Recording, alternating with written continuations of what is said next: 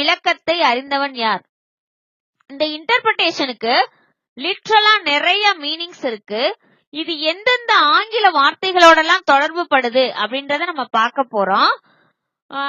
Interpretation அப்படின்றதுக்கு லிட்ரலா நிறைய meanings இருக்கு. அதோட அந்த மீனிங்கோட தொடர்புடைய ஆங்கில வார்த்தைகள் நம்ம பார்ப்போம். எக்ஸ்போஷன் அப்படின்னா என்னது? வெளிப்பாடு, ஒரு காரியத்தை வந்து எக்ஸ்போஸ் பண்ணி காட்டுறது. ரெண்டாவது எக்ஸ்பிளனேஷன், எக்ஸ்பிளனேஷன்னா விளக்கம்.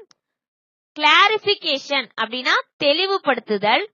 டெஃபனிஷன் அப்படின்னா வரையறை செய்தல். டீகோடிங் அப்படின்னா என்னது? குறிவிலக்கம். எவாலுவேஷன் அப்படின்னா என்னது? மதிப்பீடு செய்தல். இதுக்கு லிட்ரலா இவ்வளவு மீனிங் இருக்கு.